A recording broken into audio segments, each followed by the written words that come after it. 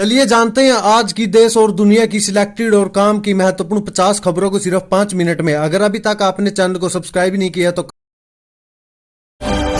राजनीतिक हलकों से एक बड़ी खबर निकल कर आई दोस्तों। केजरीवाल ने खटखटाया सुप्रीम कोर्ट का दरवाजा, दिल्ली हाई कोर्ट के फैसले के खिलाफ लगाई याचिका। देखिए दोस्तों, दिल्ली के मुख्यमंत्री अरविंद केजरीवाल ने सुप्रीम कोर्ट का दरवाजा खटखटाया। उन्होंने दिल्ली हाई कोर्ट द्वारा उनकी जमानत पर लगाई गई रोक के खिलाफ सुप्रीम कोर्ट में याचिका दायर की है। केजरीवाल के वकीलों ने आज सुनवाई की अपील भी की है। वहीं दोस्तों, गुरुवार को ट्रायल कोर्ट में वैकेशन है। जज न्याय बिंदु ने दोनों पक्षों की दलील सुनने के बाद सीएम केजरीवाल को नियमित जमानत दे दी थी और यह भी कहा था कि वो 1 लाख के मुचलके पर जमानत पर रिहा हो सकते हैं। वहीं ईडी ने कोर्ट के इस फैसले का लगातार विरोध किया। ईडी ने शुक्रवार सुबह ही दिल्ली हाई कोर्ट में ट्रायल कोर्ट के फैसले को चुनौती दे दी थी।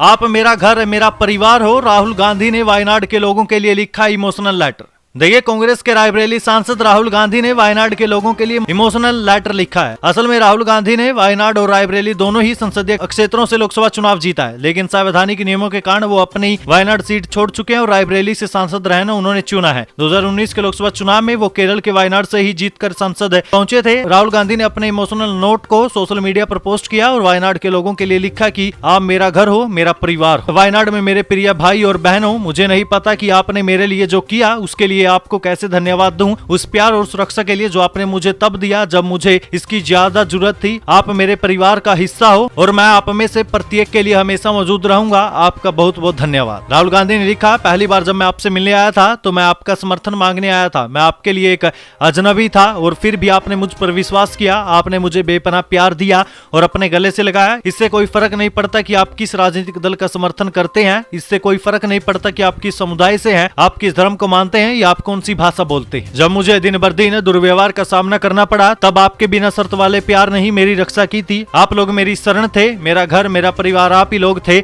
मुझे कभी भी एक पल के लिए ऐसा महसूस नहीं हुआ, ऐसा नहीं लगा कि आपको मुझ पर शक है।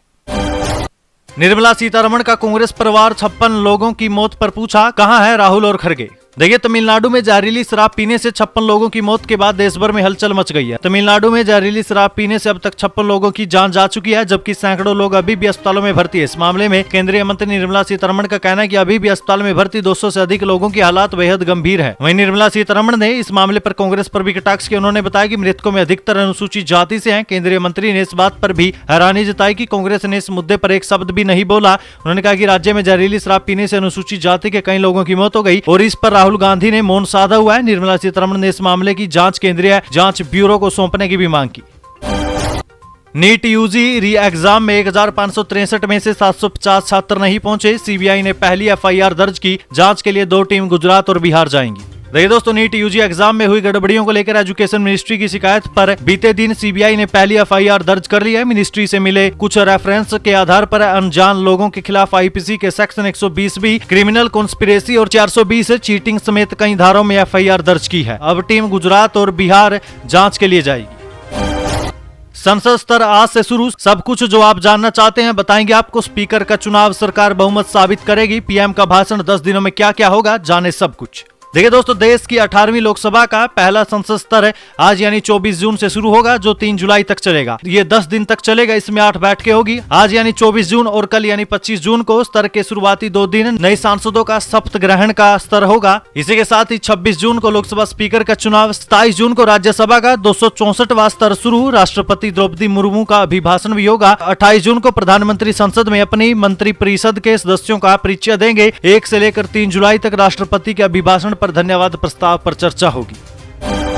मायावती ने भतीजे आकाश को फिर उत्तराधिकारी बनाया। नेशनल कोऑर्डिनेटर भी बने। 47 दिन पहले पद से हटाकर कहा था मैच्योर नहीं है। देखिए, बसपा प्रमुख मायावती ने भतीजे आकाश आनंद को फिर से अपना उत्तराधिकारी बना दिया है। साथ ही नेशनल कोऑर्डिनेटर की जिम्मेदारी भी सौंप दी है। आकाश अब पूरे देश में पार्टी का काम देखेंगे। बसपा की राष्ट्रीय कार्यकारिणी की बैठक में मायावती ने इसका ऐलान किया। पेट्रोल डीजल जीएसटी के दायरे में आए तो 20 रुपए घटेंगे दाम। पेट्रोल डीजल 75 रुपए लीटर में मिलेगा। अब हर लीटर पर 35 रुपए तक कमा रही है सरकारें। देखिए दोस्तों, आने वाले दिनों में पेट्रोल डीजल की कीमतों में गिरावट देखने को मिल सकती है। सरकार पेट्रोल डीजल को जीएसटी के दायरे में लाने पर विचार कर रही है। अगर ऐसा होता है तो पेट्रोल और डीजल की कीमत में 20 रुपए लीटर तक की कमी देखने को मिल सकती है। यानी दिल्ली के हिसाब से इनकी कीमत 75 रुपए लीटर पर आ जाएगी।